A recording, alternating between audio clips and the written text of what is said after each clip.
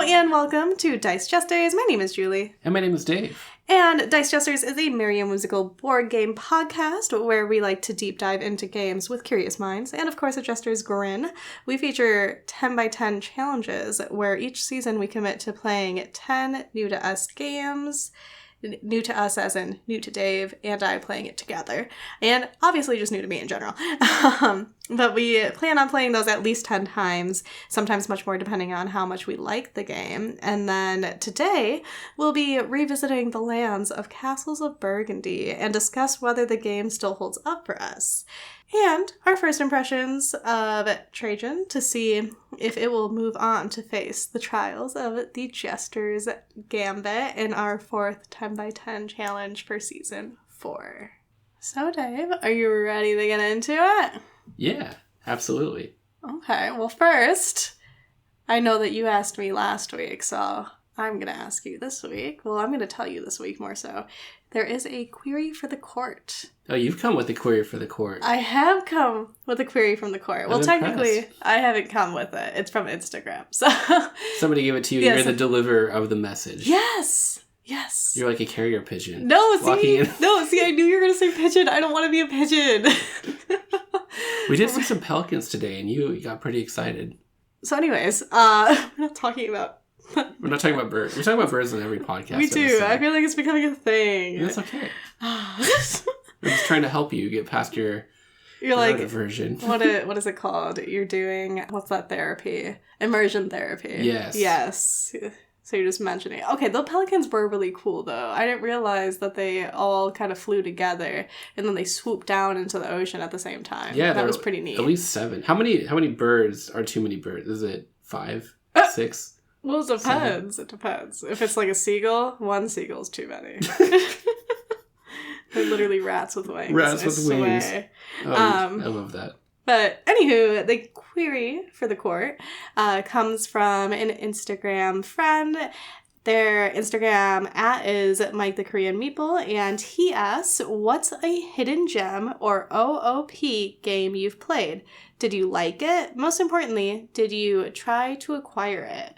So honestly, right off the bat, there's no games I acquired. Minus Canvas and Sagrada. Yes, for my birthday. Yeah, for your birthday. Originally.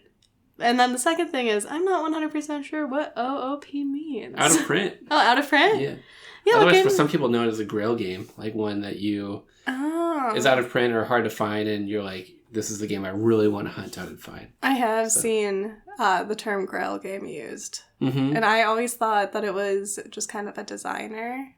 Isn't there a designer called Grail Games or something? Oh, there's a publisher, yes. Yeah, publisher. Grail Games. We have a couple games from them. Yeah, so that's why when people are like, oh, this is my Grail game, I'm like, oh, are they talking about the publisher? I always feel so bad because people will kind of ask questions or something, and I'm not 100% sure how to answer it, and I answer it, and sometimes I get a blank stare. Like, did she hear what I asked her? And I'm just like, I didn't know the terminology, I'm sorry. You're like, I'm new to the board game hobby, I'm figuring this out. You're using a lot of acronyms, a lot of new words terms that are confusing to me. Yeah. But it's orthogonally out of print, we'll just say that. It's orthogonally out of print.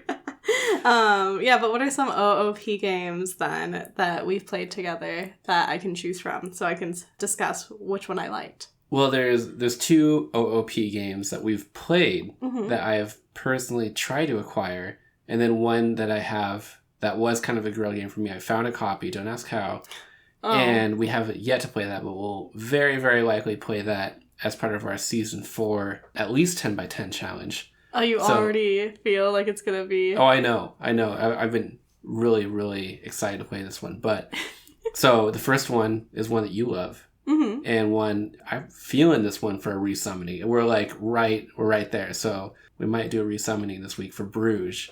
So Bruges is an out-of-print game. It's since been reimagined as, I think, Hamburg. I haven't played Hamburg, but it's made some changes to the game. Anyway, Bruges was out of print for a while. It was kind of my grail game because it's a Stefan Feld game. We love Stefan Feld. It has multi-use cards. It has the ability to chain together different bonuses. You're building up canals. You have to avoid rats and fires and plagues and all that kind of fun stuff. And it also has this dice aspect where you roll dice and then that determines your threat level, but also some different things throughout the run. And I just love the flow of Bruges. It's one of my favorite games. But this was out of print for a long time. Wanted to get a copy. And long story short, I did find a copy online through this online website that looked legit. And then the package said it was delivered. And there was no package. Oh, you got got. I wondered, like, where did the package go? Did the carrier just throw it off into the bushes? I went all around the property and looking at where could this package end up. I just gave up, and they gave me a refund, which is cool. And then fast forward like a year or so, there was somebody on a board game social media group that posted a picture, and I messaged and said, hey, if you decide you want to trade the game, I've been looking for this for a while. And they messaged back and said, yes, I will gift this to you. Not gift, we traded and got the copy, and very happy that I did because I love it. And I felt like I put so much time into it, especially after that first incident where it went off into the bushes somewhere, into oblivion, into a vortex. Oh my gosh. And I was like, I have to find this game, and then I did. So that was the first one. The second one, Blue Moon Legends, which we've played a couple of times. This is by Reiner Knizia, and it kind of has this tug-of-war type game. You play cards, you try to get more than your opponent in fire, earth. I think the two categories are, there's all these different factions. This is one I'd love to get back into. Yes. Because when we played it originally, so I found a copy at a pretty reasonable price online. I've been looking for it for a long time because I love Reiner Knizia games. And I thought that you might really like this one because of your Yu-Gi-Oh! Experiences in the past and stuff. And at the time, we were already committed to a 10x10 challenge where we had predetermined our list. And then, anyway, we were in too deep into that 10x10 challenge. Wasn't really quite sure how it would fit in. And that's one reason why we wanted to go with the format that we have now, where we just kind of pick games and put them in. They don't have to fit into a theme or anything. So hopefully we can get this one back soon because it seems like there's a lot to explore in the game. But yeah, Blue Moon Legends. And then the last one is Antiquity, which is a Splotter game. If you don't know what Splotter is, I don't know what Splotter they're a is. Dutch publisher. They do very small print runs. Their games go notoriously out of print and are very hard to track down. But they are very brilliantly designed games where the people who run the company design the games, and they put a lot. You're like, I know you and I both appreciate when you can tell somebody's whole heart and soul into games, and you can tell that they put everything. This is their passion. They have day jobs, but they sometimes take years to design games, and they play test them to no end. And anyway, their games are really popular with those people that love them. They're known for being very punishing, very restrictive, some of those things that we like. And this is kind of like a civilization-themed game where you're placing out workers you're trying to build up a city, but then you have your own little city map. And the cool thing about the game is that at the beginning of the game, you don't know what your end game scoring objective is. But at some point in the game, you acquire, I think it's a cathedral, into your city, which will give you a cool bonus, but then determines what your objective is to win the game. And I think you can even get 2 of those, so you have now 2 huge powers, but now you have 2 different objectives you have to meet. So I thought that was really cool. And I think that we're really going to like this one, so I'm excited to play Antiquity. But that was very hard to track down for a price that I didn't have to take out a 401k loan or something like that in order to get. But I'm so thrilled to play this game. Okay.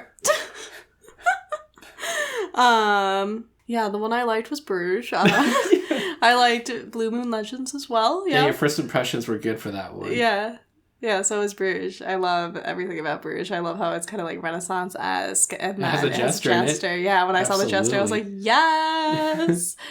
And then maybe threw sparkles, maybe didn't. I didn't, but just metaphorically, I was like, yay! Anytime there's a jester character in a game, we both have to use it. I know, I get really excited. But yeah, so thank you so much, Mike, for Mike. submitting a query for the court.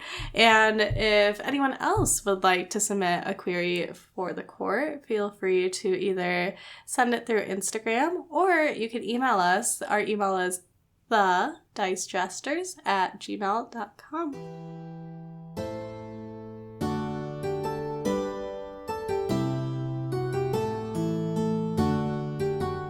All right, Julie. So in this week's Tales from the Table, we had a resummoning. Yeah. From the Jester's shelf of cardboard Curiosities. Oh my gosh. Okay. Did you just come up with that? No, I've been using that. Oh, yeah. I guess it just went right over my head. Did we say it again? No, it's okay. Resummoning from the Jester Shelf of Cardboard Curiosities. Oh, yes. Thank you. Thank you. Yes. We played Castles of Burgundy. We did play Castles of Burgundy. Yes. This was a game that we played in our Season 2 10x10 challenge. Yes. Which you made fun of me because you were like, I gloated that I thought I was good at this game. I played it a lot. I played it online during COVID.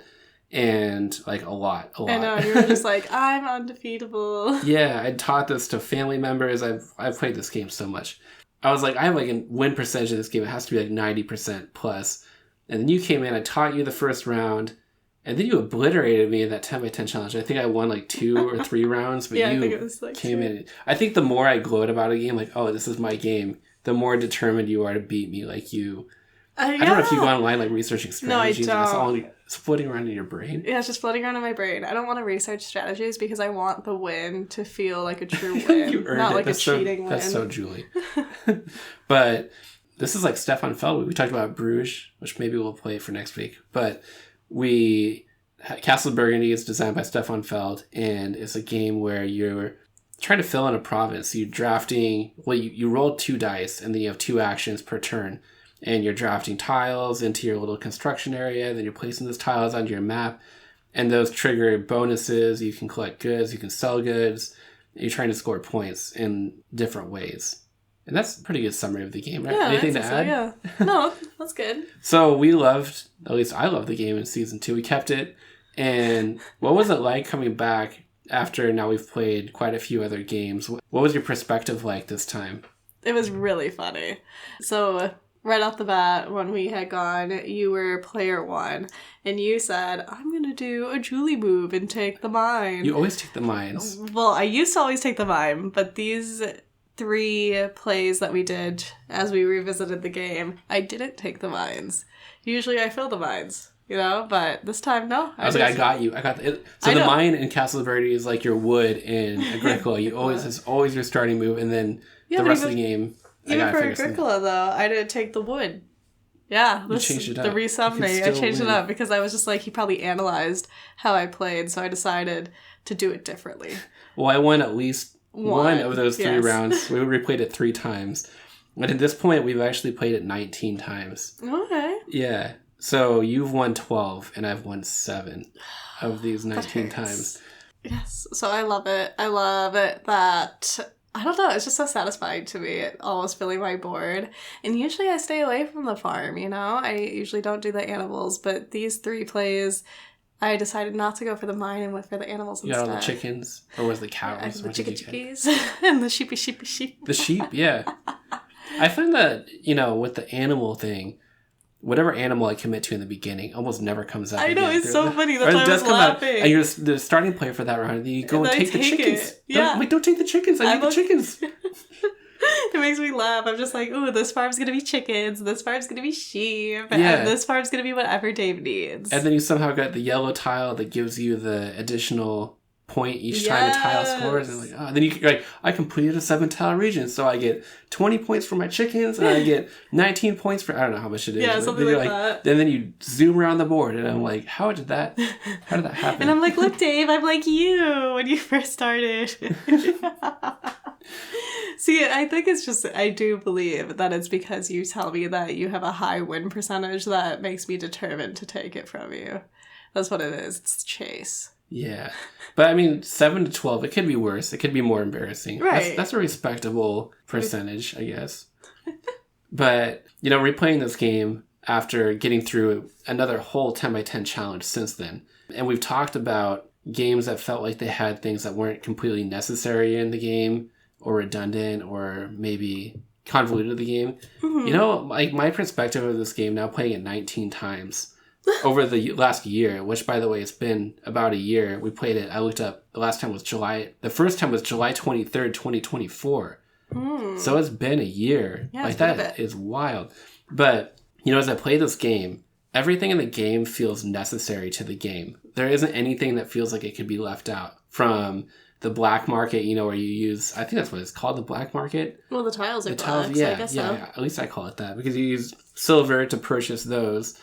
And then you have the ships, which moves you up the track, which you need for turn order. And it's cool that there's that competition to be first player, which can be really, really beneficial if there's a tile that you absolutely need, especially to be first player going into the next round when all the tiles refresh. Oh, that's the best feeling ever. It is. First dibs at what you want. Yeah, but you were player 1 for a long time and still don't. Yeah. Well, don't have to bring that up. But it seems like every type of tile that exists, like down to the yellow tiles with the bonuses, it's just everything feels necessary in the game, and the game feels very smooth. Like you get 2 dice, you got to figure out what you're going to use those 2 dice for, and then so what I love about the game too is it forces you to think, I have this 3 and this 4, but I really need this thing that I need a 5 for, but I don't have any workers. So in order to do that, I would have to, and by the way, workers let you plus or minus your die. Yeah. And do I want to use 1 die, give up an action in order to get 2 workers in order to do that action I really want? Or do I do 2 different actions that aren't what I wanted, but it's not a waste of an action? So I love that the game makes you have to waste a turn essentially to get more workers. And I think how my perspective has changed too after maybe getting better at games or playing other ones is that I feel like when I played it this time, I was more focused on building a strategy rather than just trying to complete regions. And I think maybe you noticed when I first played, I was really focused on trying to get out and get those smaller regions in the beginning in order to score points, but it didn't really do anything for my long-term strategy, where this time I was more focused early in the game on getting those yellow tiles that give you ongoing bonuses and then figuring out a way to do that. And I think having played Pulsar 2849, which I know wasn't our favorite of the 10x10 of last season, but in that game I learned almost every turn that you didn't use that bonus die action felt like a wasted turn. Yeah. And that changed my perspective of Castles of Burgundy, where every turn you almost need to figure out a way to get a bonus something else. Like, I'm going to take this city tile, which will let me place another one. Or I'm going to spend 2 silvers in order to purchase this tile for free, which I can now place. Or I'm going to place a castle, which then lets me do a bonus action. And so you find these ways to chain things together. And if you don't feel like you did that, you almost feel like you wasted a turn. So it's about building a strategy that gives you ongoing things and then finding ways to maximize every turn. And then toward the end of the game, maybe grabbing some of those yellow tiles that give you the endgame scoring is really important too. So I feel like I got better at the game, but then I still lost 2 of the 3 rounds. I don't know. I'm just talking at this point. Did your strategy change at all from when we played the first times? Yeah, I didn't take the mines. Cool. That was about it. Yeah. I don't know what other that I did different. Honestly, I can't remember. My brain works chaotic. So yeah, you can't remember back like, oh, this strategy is the best one. It's just sit down, get into the chaos, see where your brain journey takes you. Yeah, I would say that this time around we were listening to more upbeat music. I believe the first time we were listening to more thematic music, like. I like that. Putting on like the medieval. Yeah, it was medieval. Yeah. And you were just like, ooh, this is nice. And I was like, no, I need something more stimulating. Yeah, I like to set the mood for the game. Like put on the thematic music. Maybe if there's a nice candle or something like with a scent. Yeah, there you go. How'd I know? Get the lights, I love getting into it. Maybe we can dress up in costume. I mean, why not, Yeah. Make it whimsical. Yeah, I don't know. I really don't know what my strategy was this time around. You are valid in stating that my previous strategy was to grab the mines. And then when I saw that you grabbed it, that's when I attacked. See, you messed up. You had a chance at winning, and then you went and took your main strategy. My main strategy. So it made me have to mold differently, which means I had to come back harder. Are you even human? I don't know. Sometimes when I'm talking, I'm just like, huh. Especially when my brain fizzes out, Yeah. And I'm just like, So I mentioned the fact that it's been over a year by this point, and the question is, will this game now be promoted to our Shelf of Jester Cheer, which is the unofficial title that we give to games that have been in our collection at least a year. So it has to have been through a 10x10 challenge, played at least 10 times. It has to have been at least a year, and then we replay it. If we still love it after that time, then we'll promote it, give it this title of Shelf of Jester Cheer. So is Castles of Burgundy worthy of the Shelf of Jester Cheer?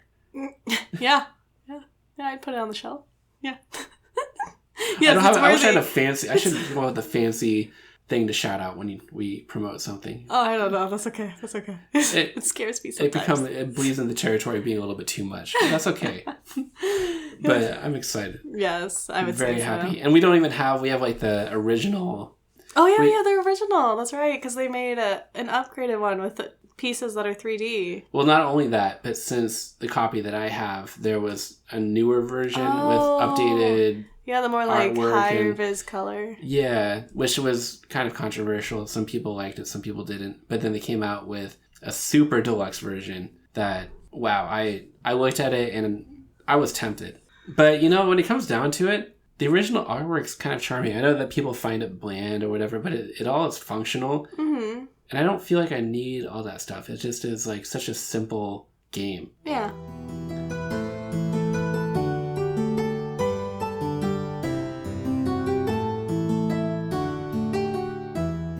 So thank you for playing Castles of Burgundy with me. And this week we have one newcomer to the Jester's Court, a game that we've tried 3 times from last week when I introduced it, or it was an offering to the crown, and that was Trajan by Stefan Feld. Yeah. And do you want to try to explain what this game is after we've played it a few times? Oh, I don't know. Be put on the spot. That's even more fun.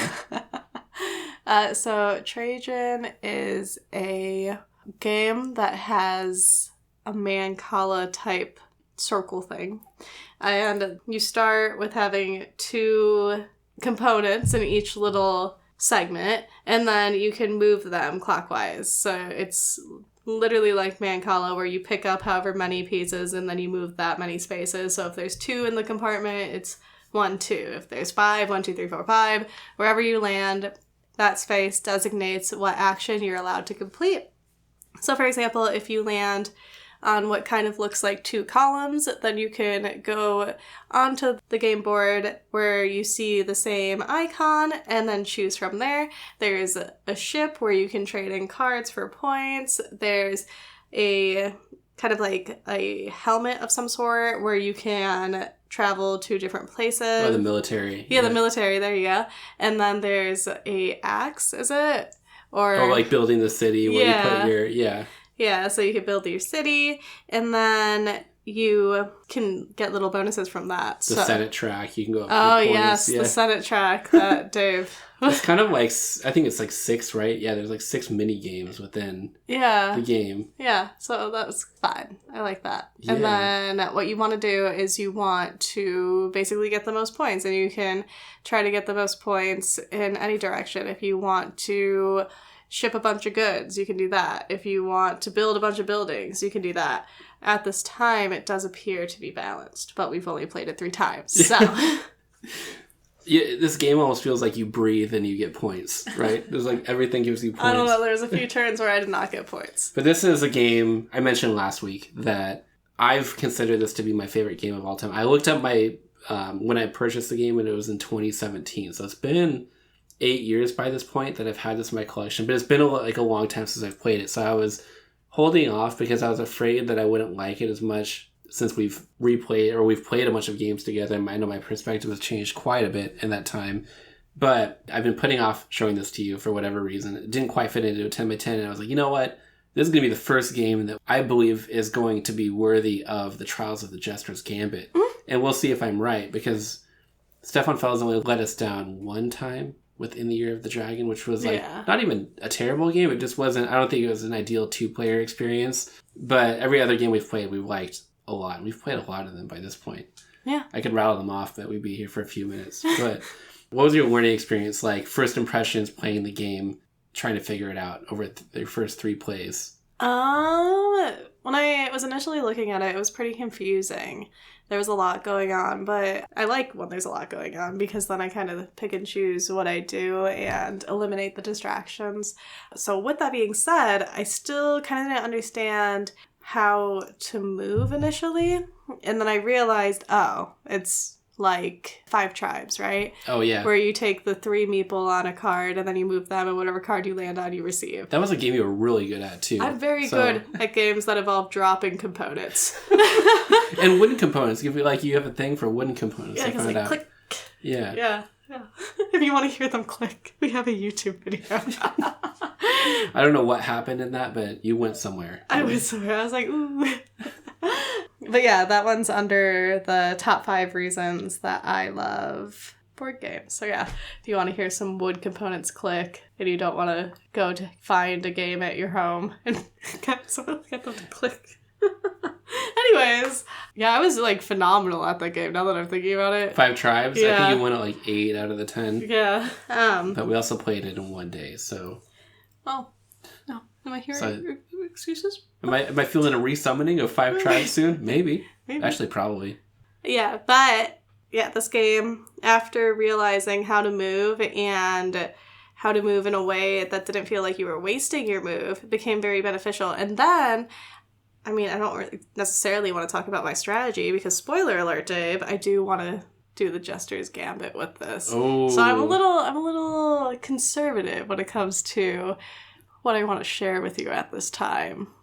I don't like strategy-wise? Yeah, I don't want to share with it just in case you go, oh, what a great strategy, and then you go ahead and you take the strategy. Oh, we don't have to like dive into specific strategies, but we can talk in general. You know, a lot of people, Stefan Feld fans, compare this to Castles of Burgundy in terms of, if you ask a lot of people what their favorite Stefan Feld game is, this one ranks right up there with Castles of Burgundy, Bora Bora, for a lot of people. And I'm just curious what your perception is of the game. You don't have to say which one you like more at this time because we've only played this 3 times compared to 19 for Castles of Burgundy, but do you see like similarities? Does it feel like radically different from like a design level?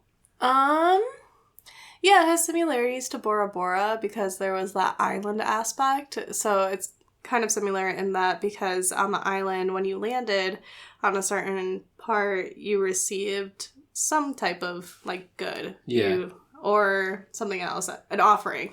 And then with this one, when you move around the map, you receive a good. And then you have to do one additional thing to get a point. Exactly like Bora Bora. True. You move onto the map, you get the good. But you can spend an offering, I believe, or one of the tokens of some sort to get points that's designated on the fish. Mm. So, you have to do 2 things to get the points, just like this map.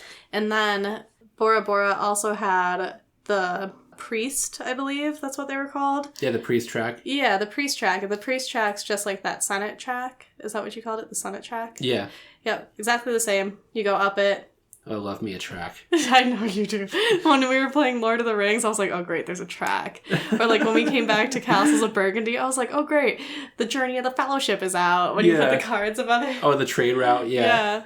But so there's that. So I would say there's lots of similarities with Bora Bora. Forgetting the objects. When it comes to dice drafting, how you can kind of mitigate. Oh, look at that! I used mitigate. Yeah, you did. I'm so. I know. I just shed a tear. Come such a long way. I got chills just now. I know. I knew you were going to be proud of me when I used it. You can kind of mitigate what number the dice shows by using a worker. So you can kind of mitigate what action you do depending on how you move the components around the rondel. Oh my. I know. What is happening? I know. What is happening right now?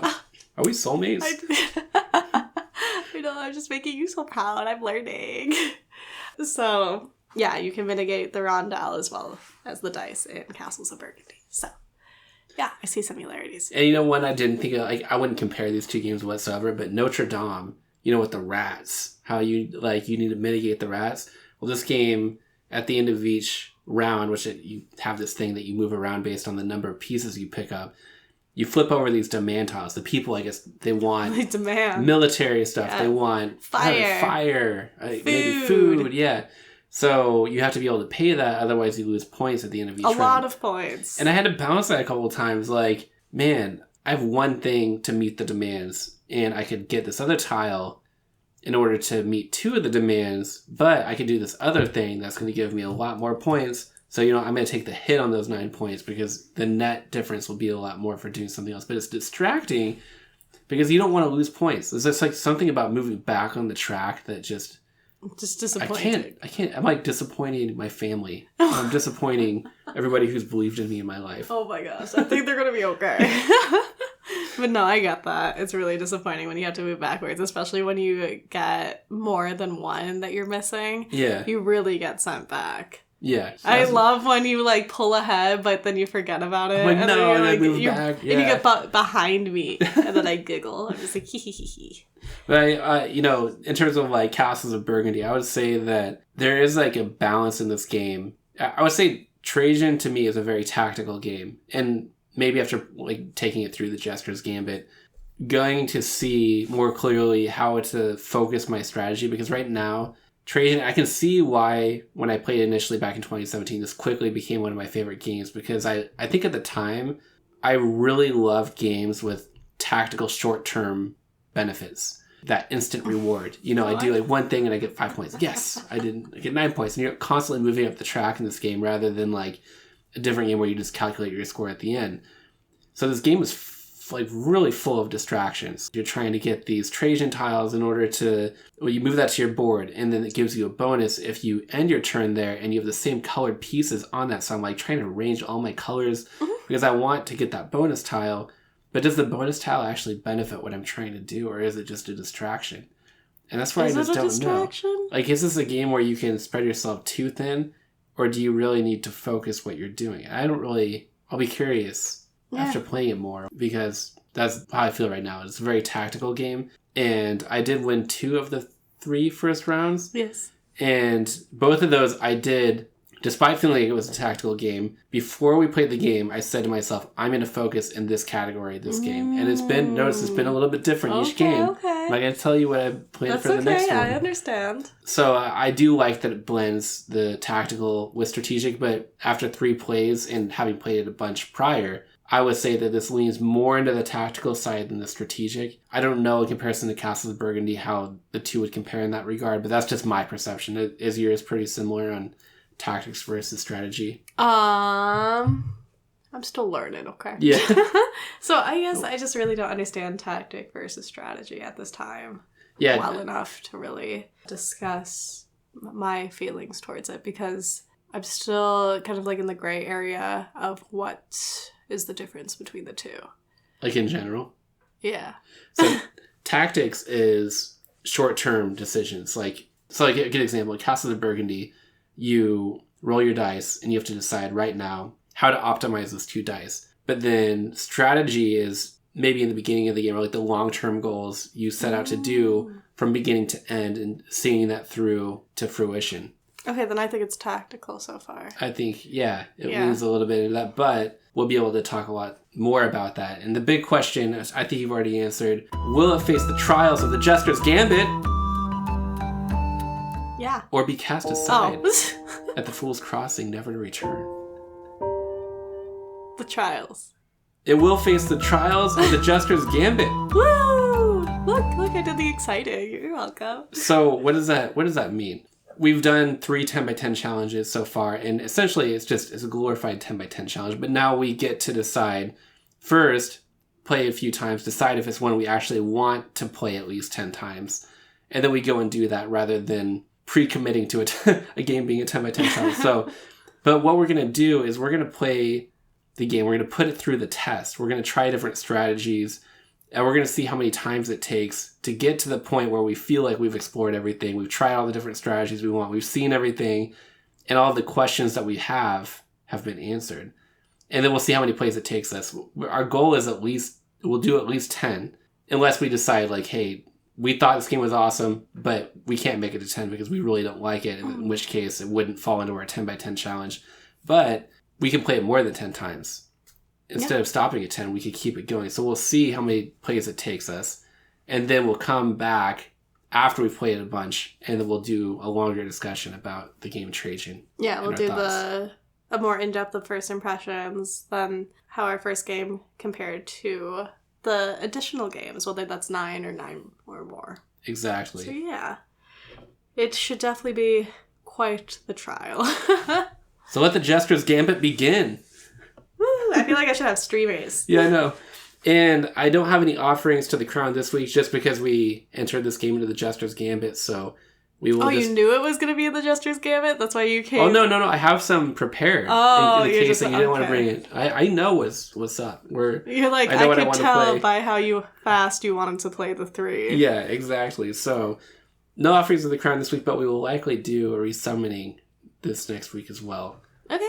And looking forward to it. Yeah, that sounds good. Thank you for taking the journey with me. Of course. Thank you for having this quest set out for me.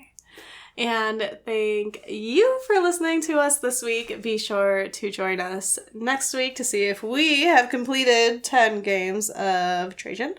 If you would like to vote on our resummonings, feel free to go to our Patreon. Our Patreon is Dice Jesters. If you would like to check out photos of the games or just kind of what we've been up to in general, feel free to go to our Instagram. Our Instagram is Dice Jesters. There you can see photos of games, Dave and I. Lupin. And of course, Lupin. Birds.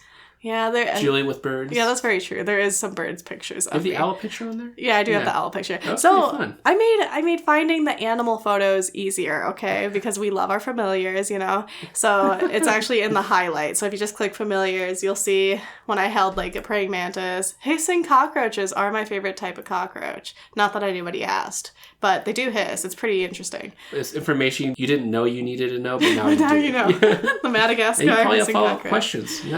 That's cool. That's fine. I mean, I always have questions. Yeah, Dave does. Anytime we go to a zoo, I always leave with a lot of questions about your past with animals because you oddly have very specific personal stories with every species of animal we encounter. I don't think that. I don't, you know, there's some I don't. Like, I don't have anything with bald eagles. Like, we saw a crocodile, and you were like, hello, old friend. I was like, what are you talking about? Well, because like, they're you said old. they're nicer than alligators, I guess. And they're more chill than alligators. Chill, yeah. They're more chill, but they're, like, stronger, you know? But if you just, like, clap their mouth together, yeah, you know, their upwards force of opening their mouth is very weak compared to their downward force. But if you're holding their mouth together and they start that death roll, it's good night. So... Wow. I have expected, you know, when you go up to the snake, you know, like in Harry Potter, when he, like, speaks to the snake, like, I expect you to find an animal like that. Oh my god. No, I do. So when I lived in Wisconsin, look at you. This is supposed to be our closing, not an animal side quest. But when I lived in Wisconsin, the Milwaukee Zoo, there's a king cobra there. Female, okay? I used to go there, like, all the time. Got to know, like, the zookeepers and everything. Wow. And... they were just like, oh yeah, she recognized faces, learned so many facts about this king cobra. So then when I would come visit her, I'd be like, hey, and she would like come up and do a little dance. She would never open her neck though. She never, I forgot, I think it's called like a cape or something. I can't remember what it's called.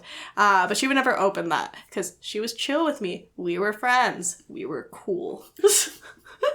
I don't know that I'll ever be cool with a cobra, but hey, that's just me.